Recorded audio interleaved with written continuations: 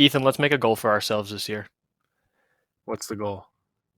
Let's see if we can do a podcast every week for the entire season this year. What do you say? I think that's a good goal, and I think we can Do, do it. do you think we can make it all the way through? I I hope we can. I think we can.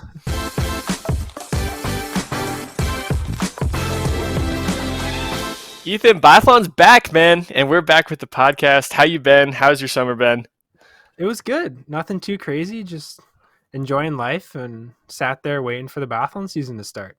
I know, right? I have this like weird just excitement this year. I'm not sure what it is. I mean, I'm Mhm. always excited about Biathlon, but there's something about this season that I was just like super excited for the racing to start, and I was definitely getting up at 2:45 Mountain Time to watch the races, and so I don't know. We'll Mhm. see how long I can make this last, but I know that I've just been super motivated to watch Biathlon. How about you? Have you been getting up in the middle of the night, or you been watching the replays?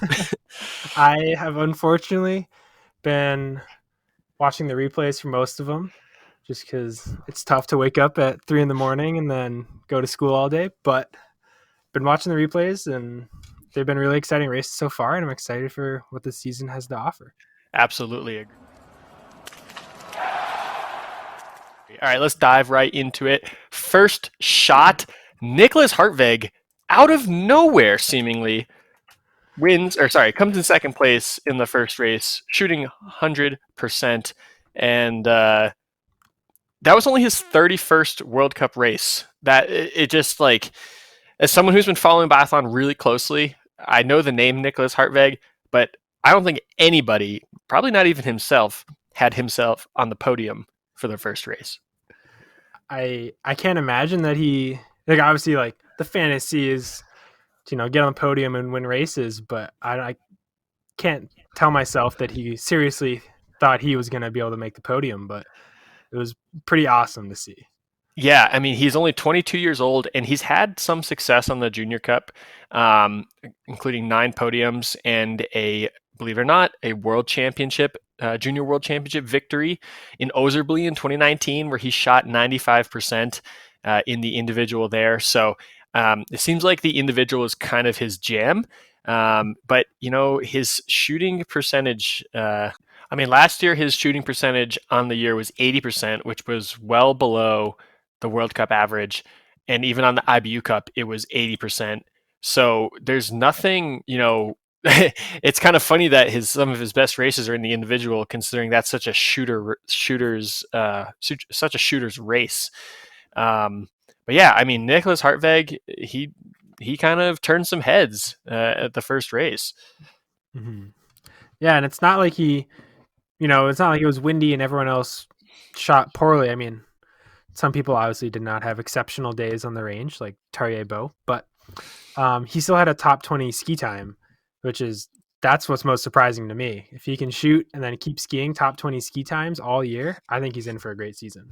Yeah, I agree. And I mean, he backed it up with a 16th place and a 17th place in the sprint in the pursuit. So, what do you say? Is he going to be? He's currently ranked 6th overall after 3 individual races. Does he stay in the top 10 for the rest of the season? I am not so sure about that. I think he's young, like we've said. I think he's obviously going to make some mistakes.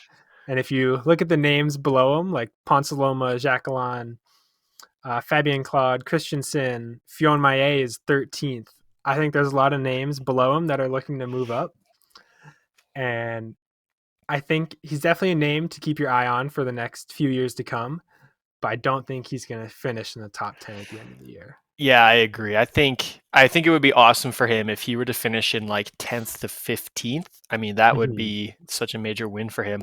Let's change our qualification here, our criteria here for a minute. Mm-hmm. Does he finish with the blue bib at the end of the year, being the top U25 athlete? Other blue bib contenders: Mm-hmm. Philip Anderson from Norway, Eric Perrault from France, Sebastian Stadler, his teammate from Switzerland, Mm-hmm. Adam Reynolds, and even Campbell Wright from New Zealand. What do you think? I think it's going to be between him and Anderson from Norway. Mm-hmm. I think they're going to kind of have similar seasons where they have their ups and their downs. But I really don't know. That's a Yeah. really tough question. Well, Anderson finished sixth in the sprint and 15th in the individual, beating Hartwig in both races. So, yeah, I think Mhm. it's going to be a tight battle for that U25 bib. After Sebastian Samuelson has now aged out of that category. I think Mhm. didn't last year, wasn't Ligrid in that category as well.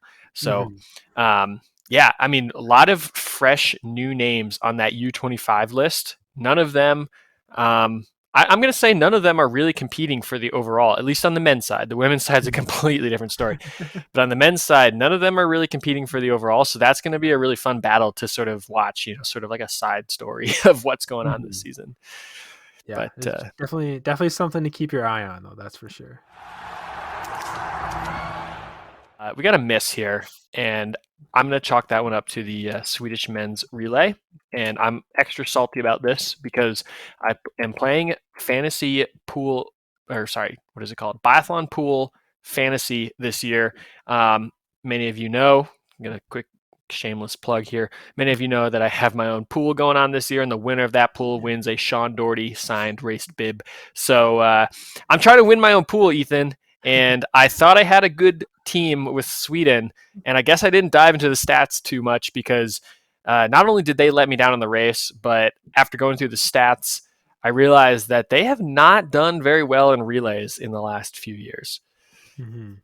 I know. I like after the first race, they had two in the top five, and then Jasper Nellen was in 14th. I picked them for my fantasy team too for the relay day. And I was like, surely they have to pull out a good result and at least top five. I think anything less than that probably would have been disappointing for them. But if you look at their results and all that stuff, and you see that they've only been on the podium twice in the last 11 relays. Yeah, that's going back 2 years. 2 years they've only been on the podium twice, which the way I look at it, there's really four teams. I mean, granted, last year, Russia was part of it, but at this very Mhm. moment, there's really four teams that are head and shoulders above the rest. You have France, Norway, Germany, and Sweden. And the rest of the teams, they have maybe one or two good guys. But for men's relays, there's really four teams that are head and shoulders above the rest. So I picked Sweden thinking, oh, worst case scenario, they come in fourth place. Mhm. And even after Femling had two penalties in standing on the very first leg, and they dropped, back down to 14th or something, I I still had faith that they were going to move their way up the field because they still had their two best guys to come in Ponsaloma and Sebastian Samuelson. And I just felt that most of the other teams put some of their best guys out first, and uh, when it all shook out, Sweden was going to move their way back up to at least fourth place, and then Ponce had a penalty in his leg, and that pretty much closed the door for the comeback. But Mhm. it. I don't know who I'm going to pick next time for my relay teams because this is a little bit specific to this fantasy game, but Norway Mhm. is a pretty expensive get, and if you pick Norway, there's no chance you're going to pick. You have any budget left to pick any of the other teams. So I thought Mhm. Sweden was going to be a good get because I would still have some budget left over for some of the other teams. But man, they let me down, and again, kind of digging through the stats, Femling, he's a terrible shooter in relays. When you compare his relay shooting to his individual, like non-team shooting, he's shooting 15% worse in relays. And I don't know if that's because he thinks he has, the safety net with the spare rounds, or maybe it's the pressure of having the team on your back. But, Mhm. usually he's a pretty good shooter. And he just really let me down in that relay. So I don't know. What are you Mhm. thinking? Who's going to be your relay team for next relay in the fantasy league? That is a really tough question. Like you said, the I think the easiest choice is to take Norway, but then you don't really have any budget left. I think I was surprised with the Czech Republic, not gonna Mm, lie. They shot well. They only had to use 10 spare rounds, no penalty loops. And maybe that was the key, staying out of the penalty loop and just, shooting well like every other relay. But I think I might have to pick the Czech as kind of a budget selection for the relay team. Hmm. But Yeah, another Austria. thing, oh, go ahead. I was just say Austria kind of surprised me too because I Mhm. kind of looked at their squad and was like, okay, you got Ader who's getting a little bit older now, still shooting relatively well. Felix Leitner, who I think is going to have a good season this year, but yeah, Komats and Jacob just didn't really excite me. Mhm. And so the fact that they came in fourth ahead of the Czech, uh, Yeah. you know, that definitely surprised me. I wasn't really sure who was gonna. Well, I guess I thought at least at the minimum Sweden was going to come in fourth, but they Yeah. they blew it. But I guess going from fifth, sixth, and seventh, I Mhm. really it's a toss up between really every team. Even Canada was in there for quite a while. Mhm. Yeah. I guess one more thing I want to say in the relay is if you told me that the United States was going to finish 30 seconds behind Sweden in the relay, I would have taken that any day of the week. And we were ahead of them for most of the relay up until the last leg. Yeah, And not to like bash on the American relays, but we definitely have some younger athletes that are getting their first World Cup experience and haven't gotten to be on the big stage yet who did really well, but the caliber of Sweden should have just blown us out of the water. you're right. And I You're was right. just surprised about that. You're right. Um, Pretty interesting here. One glimmer of hope for Sweden in that relay. Most athletes, all some of the top ski times from the other legs are like 17 and a half minutes, 17 and a half, 17:40. On the last leg, Sebastian Samuelson's course time was under 17 minutes. So he skied a full 23 seconds faster than Johannes Tingesbø and like 40 seconds faster than pretty much everyone else in the race. So um, yeah, Wow. I think if there was one thing to look at that relay and be like, well, okay, we did something right, it was one guy skied super fast. Every other than that, I guess Jasper Nelin had a fine race. I mean, he's not your top guy, so like Mhm. you didn't really expect him to win the race for your team, but Mhm. he did his job. Seb did his job, and geez, the other guys just they hurt, man. I remember those of you who follow me on Twitter know because I was tweeting about it. And there's also this one guy on Twitter who was letting me hear about it because I posted my predictions and then he just goes, "How's that working out for you?" Right after Femling was in the penalty loop. So That's dang. funny. All right, better luck next time, I guess. Yeah. All right, here we go. Going on to our next hit here. Speaking of relays, let's totally flip the script here. The women's relay was freaking awesome. Don't you think so? It was pretty incredible. I was watching and I was like, honestly could not believe how close it was the whole time. Yeah, I'm pretty sure there was like about 8 teams that were still in the race at the second exchange. I mean, like Mhm. that's that's absolutely insane. Um, there was just all around pretty decent shooting. I don't think there was. It wasn't like it was just terrible shooting, and that's why there was. You know, there was bad racing. You know, it was just really Mhm. competitive. Every team. It seems like there's a bunch of teams that have. You know, at least three solid women out there. Just double Mhm. checking the times here. There was, let's see, one, two, three, four, five, six, seven, 8 teams within 30 seconds of each other at the second exchange, which is Dang. that's so crazy. Mhm.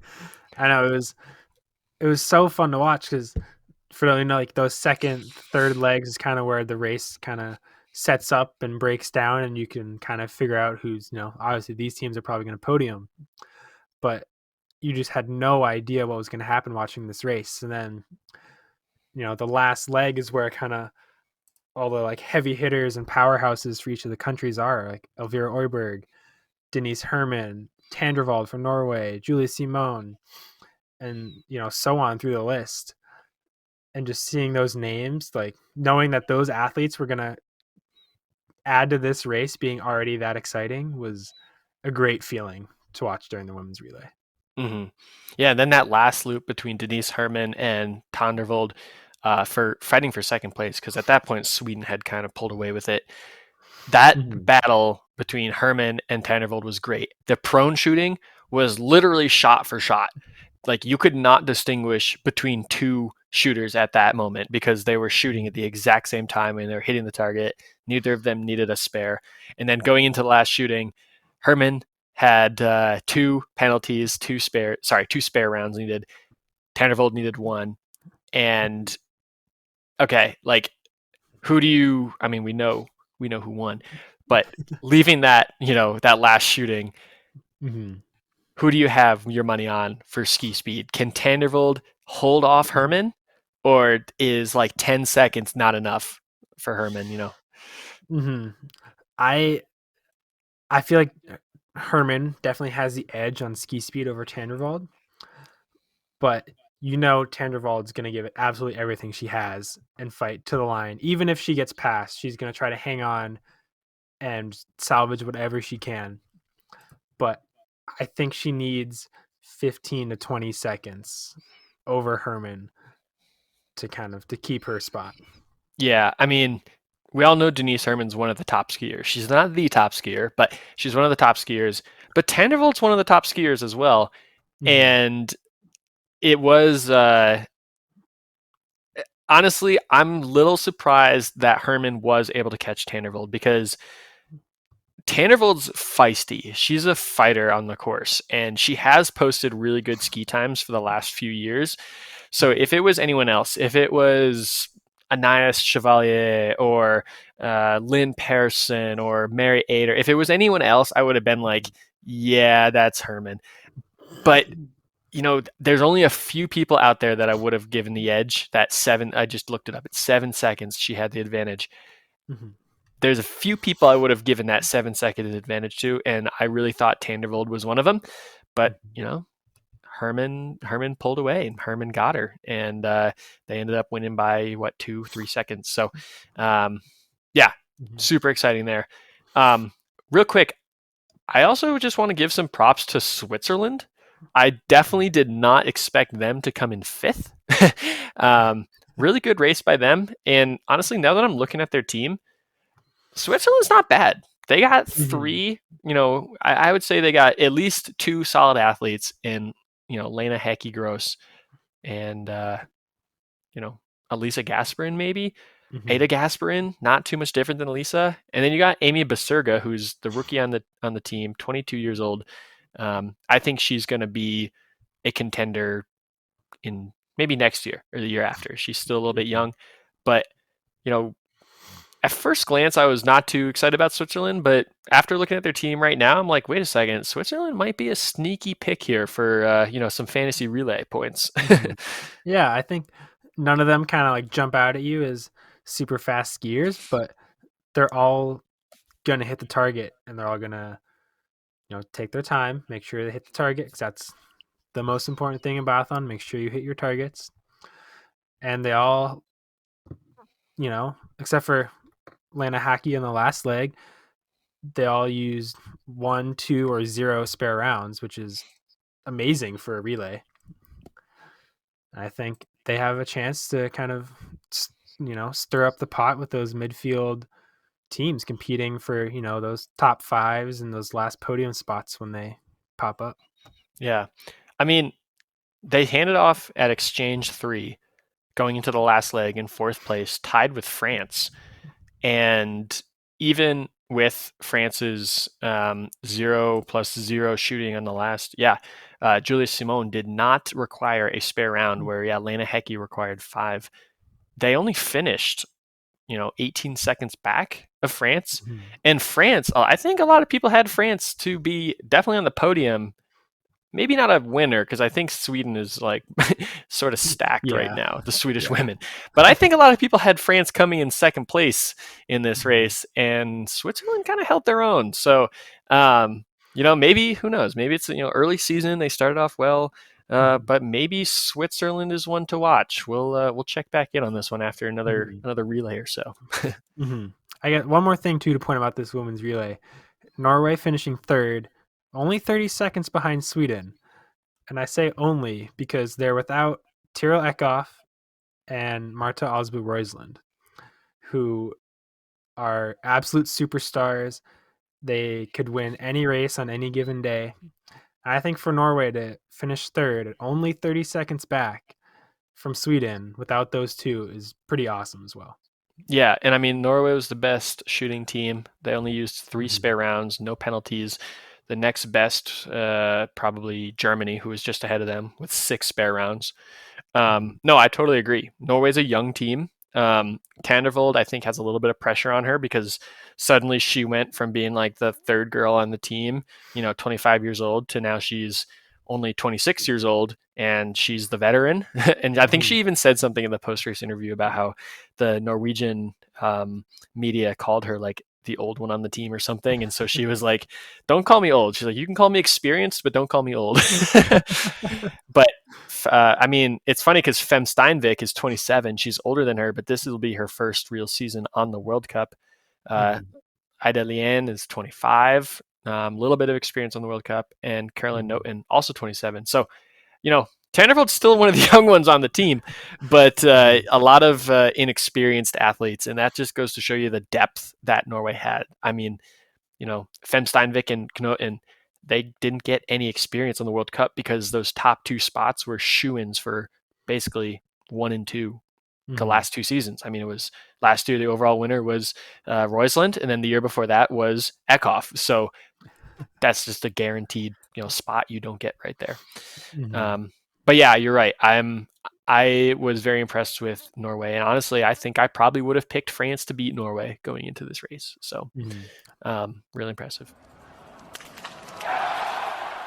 All right, moving back over to the men's side, Johannes Tingus Bø. Speaking of Norwegians, back to his winning ways. Is this going to be the most dominant season in biathlon history? Yes or no? That's tough, knowing the dominant season he had a few years ago. But it's looking at his stats so far this year. Obviously, there's only been three individual races and then one relay, but he's skiing faster than everyone on the World Cup, more so than he has in previous years. So his ski speed has increased more than anyone else. And what surprises me most is his shooting time has decreased by roughly 2 seconds in both prone and standing. Really? Wow. And that surprises me. And in a 4 shooting race, there's 6 seconds that Johannes Tingus Bø kind of has, freely in his back pocket that and then he has in previous years. And he can just kind of, whip those out wherever he wants. He can take like 2 or 3 more seconds before his first shot and his last standing to make sure he hits the targets. And other than that last leg for Samuelson in the relay, where he skied faster than everybody, 30 seconds faster than Johannes Tingus Bø, like watching the race, Johannes Tingus Bø did not have to ski very fast Mm. for most of his last leg. Yeah, he was kind of cruising there because he knew he had the win in the bag. Exactly. But Yeah. it's hard not to back Johannes Tingus Bø on having a dominant season again if he's shooting faster and skiing a lot faster than everybody else. He's skiing absurdly faster than everyone else right now. At the moment, Mhm. compared to other top 10 athletes, he's minus 2.3%, which, to put that in perspective, Martin Ponsaloma, Emilian Jacquelin, Sebastian Samuelson, other extremely fast skiers, they're skiing only minus basically zero. They're basically skiing 0% faster than other top 10 people. And Mhm. Ligrid is right in there with that.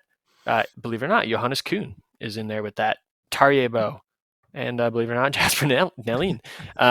So if you look at the top 10 skiers, 9 of Mhm. them are basically skiing the same pace, separated by fractions of a percent. Mhm. And Johannes Tingus Bø is skiing 2% faster than those guys.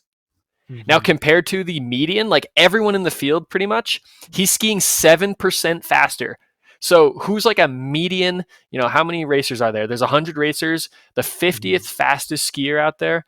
Like that's Emilian Cloud. that's not a really good one to base off because we don't have much data on him. Yeah.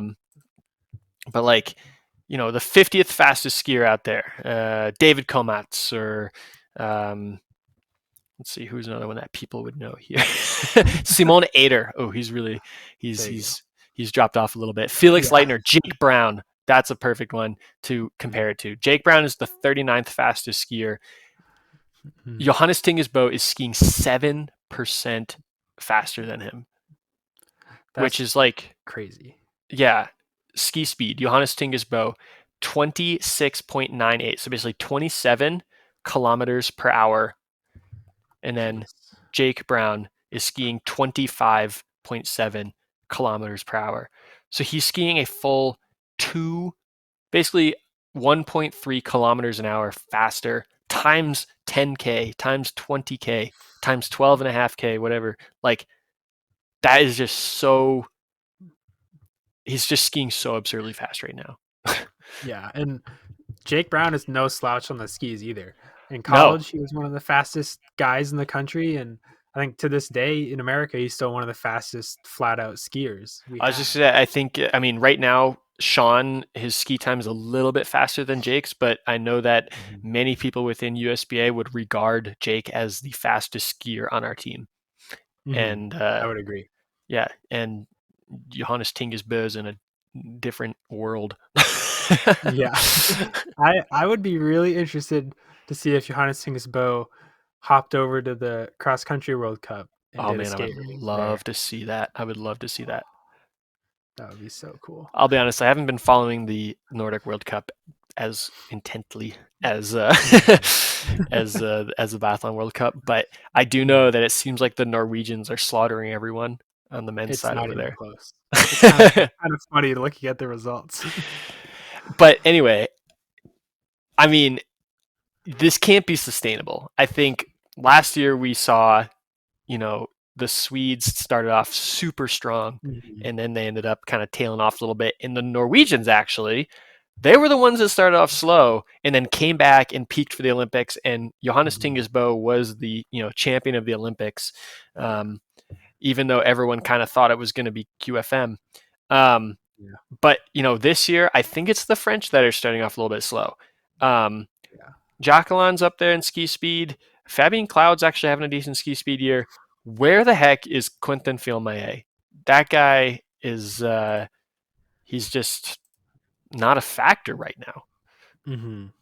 It's surprising. I think you mentioned the Olympics last year. I think this year is going to be really interesting because there is no Olympics. Obviously, there's still a World Championships, but the Olympics is such a big defining moment in an athlete's career, and that they're coming off of that this year. So I think whoever prepped really well for the Olympics, I think is going to start the season really well, like we're seeing with Johannes Ingesbo and Ligrid and Sebastian Samuelson right out of the bat. But like you mentioned before, Samuelson and the Swedes started really hot last year and kind of tapered off towards the end. I wonder if France and mainly Fionn Maillet are going to kind of pick things up as the season goes and slowly keep ticking off podiums and wins and eventually find himself competing with Johannes Ingesbo and Ligrid for the overall. Yeah, I for the sake of biathlon, I would love to see Filmaye kind of find his groove. Personally, Mm-hmm. I'm more of a Jacqueline fan myself when it comes to French guys. Um, So any of these guys, even Fabian Cloud, I mean, I've known him since I was a junior. Mm-hmm. I would love to see him start doing well. I mean, he's doing great, but I'd love to see him be fighting for the overall. I mean, you just look at the first three races. Yeah, Bo 12th in the individual, but he bounces right back with first and first, and then Yeah. Ligrid second and second. And in that pursuit, it really seemed like it was just the Bo and Ligrid show. No one else even had Mm-hmm. a chance. Not even against Ligrid. Like, I mean, Bo was seemingly untouchable, but even Yeah. Ligrid was like kind of safe. Like, even if he messed up on the range, which he did at the end, he was still Mm-hmm. safe because they had such a big lead and everyone else ended up messing up as Yeah. well. So, Yeah. And looking at the overall right now, Ligrid is already some 40, 35 ish points ahead of third place Roman Reese, and then Johannes Singesbo is another 20 points ahead of that. Mhm. Do you think anyone has a chance of catching them or getting close to them after they already have like a pretty good sized lead? Yeah, I mean, I will say this: the new point system is definitely going to shake things up a little bit, I think. Mm-hmm. Basically, they awarded more points to people who are finishing in the top six. So it used to be that if you were in first place, you'd get 60 points, and then it was like 55, and then kind of down the line. Now, if you come in first place, you get 90 points, and then once you get Mm-hmm. down to seventh place, it's the same as it was last year. So I think that this system is really rewarding people who are finishing in the the top six, more specifically on the Yeah. podium. So that being said, like one good trimester, and we've totally seen this. And okay, Mm-hmm. I'll finish what I'm saying. One good trimester, and you could totally turn your season around. I mean, if you go get Mm-hmm. 90 points, in 4 or 5 straight races, like Yeah. boom, you're gonna be skyrocketing up the points list. And second, no points at world championships this year. So if Quentin Filmae is peaking for world champs, or anyone else who's Mm-hmm. focusing on world champs, which I know some athletes have said they are, Mm-hmm. no points there. So you can basically, I don't want to say you can write them off, because if you're a good athlete, you're going to get good points and you're going to have good Right. races. But to win the overall, we know that you have to be consistent, and that's been proven in the past. Filme proved it last year. Bo proved it the year before, and has been proving it. So um, you have to be consistent, and just a few bad races, and you could really mess up your chances for the overall. I just hope that Filmae, if he is looking for the overall again to defend his title, I just hope that um, this isn't going to hurt him. First week of Mm-hmm. the season, and he already has, you know, just literally 3 races, 10th, Mm-hmm. 14th, and 15th, and maybe you can be afforded 1 or 2 bad races outside of the top 10 if you're going for the overall, but everything else has to be in the top 10. And now with this new point system, it has to be in the top 6 at the minimum. Mm-hmm. It'll be definitely something to watch out for. I think Fiume is going to have to start getting on the podium soon and as fast as he can, Mm. because I don't see Bowen Lygrid falling too far behind the podium, if even off the podium.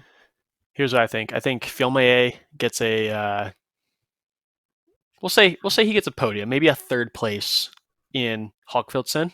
Mm-hmm. Rest of his races, I'm going to say, are going to be 4th through 10th, and then he's going to come alive at Le Grand Bernal, because the dude's a showman, and when he's the center of attention in his home country, I bet that's when he comes alive.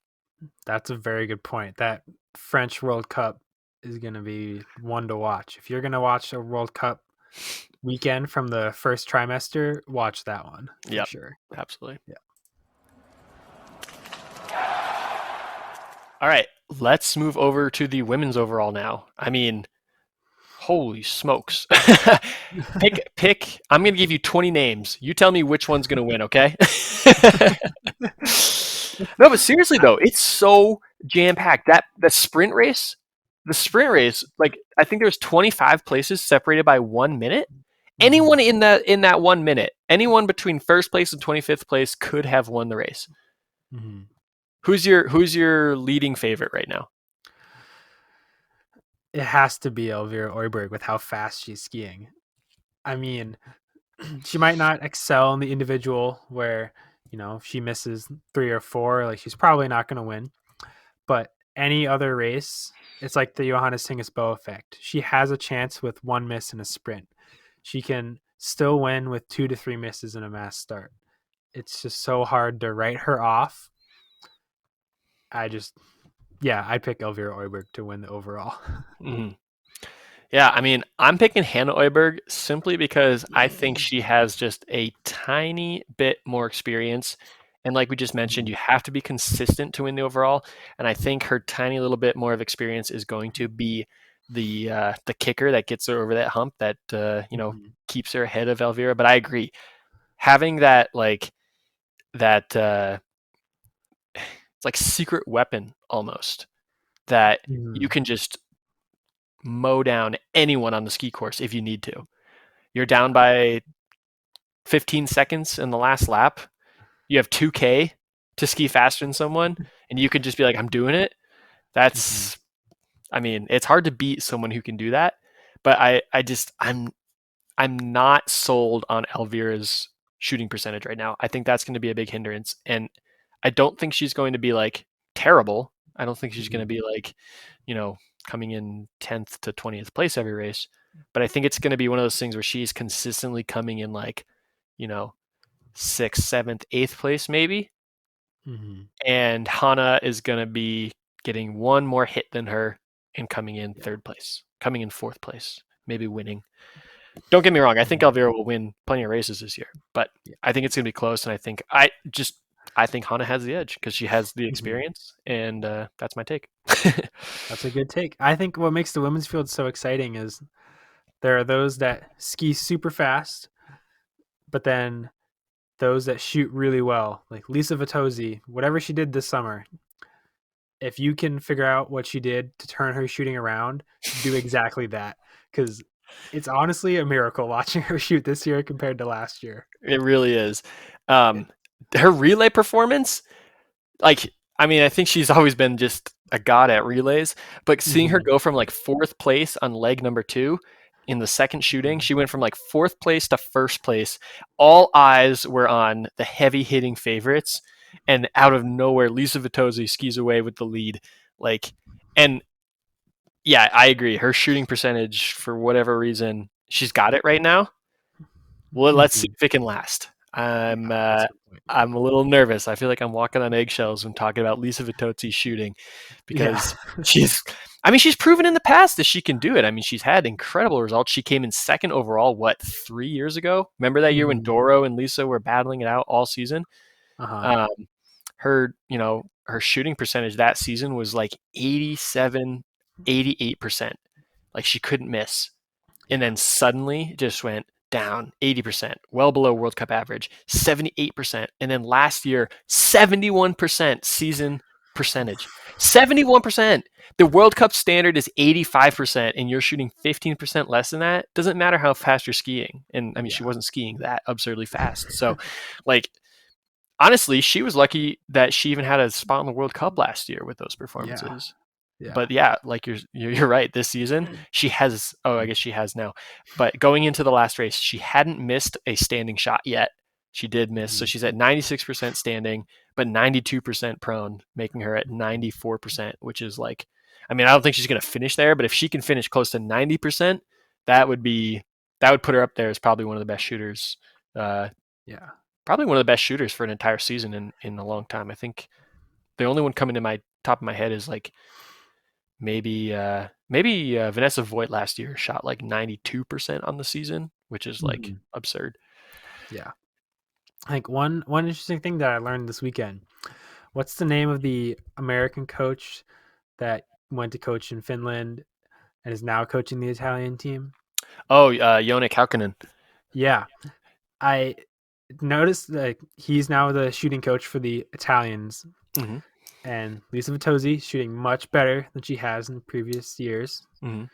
And Yone was kind of the one that started turning the switch for the Americans when Susan and Claire started to, you know, really take off in their careers because they started hitting more targets. Yeah. And, Lowell Bailey won his gold medal at World Champs because he shot much better than everybody else. I wonder if I wonder if Yone is going to kind of have the same effect on Lisa Vitozzi this year.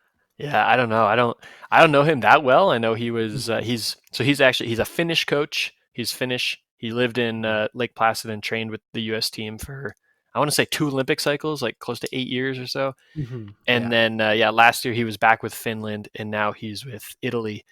Um, yeah, maybe he knows something about keeping helping athletes keep a level head. Because I Mhm. mean, um, you know, Lisa's proven in the past that she can shoot, and Lowell, during his time as an athlete, has proven that he can shoot, but he would always miss on that last stage. So Mhm. maybe there's something about maybe something about Yone's coaching that he knows how to help people keep a level head. But Mhm. I mean, we also cannot rule out Julia Simon or Lisa Teresa Hauser. Um, True. True. Simon with the victory in the pursuit and Hauser with the victory in the sprint. Both sort of propelled them to being in the top 5 overall. Again, only 3 races, but they're up there right now. So like when you look at the women's scores compared to the men's scores, it's way more tightly packed. There's not Mhm. not really there's a front runner in Lisa Vitozzi, but I don't think she's as secure as Johannes Tingesbo is on the men's side. I agree. I agree. All right, spare round, new IBU graphics. What do you think? I like them. I really like what they added, where you can see the previous checkpoints for each athlete. I think that's really cool to kind of see how the race is unfolding for that athlete, and kind of just see like who, like when someone comes by, how they change all that. Kind of being able to see the story of the race as at that one moment is really cool, I think. Yeah, I agree. It definitely took me a minute to figure out what the heck I was looking at. I was not Me too. expecting Me new too. graphics this year, but I Mhm. do like that how, one of my favorite things when it comes to watching a race is being like, how is this person progressing? Are they losing time? Are they Mhm. gaining time? And yeah, it's maybe easier to find or to do the math in your head when you're watching like a mass start or a pursuit race. But in a Uh-huh. sprint race, yeah, I love how you can see, okay, they left the range 15 seconds back. They're currently 10 seconds back. So they're gaining time. Mhm. Or, oh, they left 15 seconds back and now they're 30 seconds back. So they just Mhm. lost a ton of time. But no, I think they're really clean. I like the new design with all the shading. What I really Mhm. like is the range. I really like how they show Yes. the Yes. red circle on the shot that they missed, because now you know that they missed that shot. Like in the past, they would Mhm. show like the red flash when they missed. But let's say you like were looking at someone at the top of the field, and then you scan back down to the bottom of the list to see who's shooting at the bottom. Mhm. Did they miss that shot? Did they skip that shot? Like, who knows? I like how Yeah, they actually now show you like there's a red circle there in a miss. I agree. I think it's a really cool to kind of have a better understanding of the race as a whole, and being able to like see it and not have to kind of think about it and question it, like you were saying with the shooting. Be able to like see it and know right then and there is really cool. Yeah. Yeah.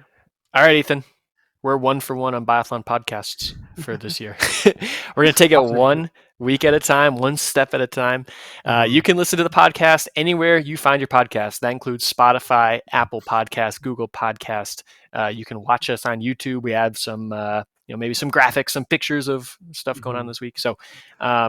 yeah, share the podcast. That's the best way for you to support us, is share it, hit that like button, subscribe, do all the things.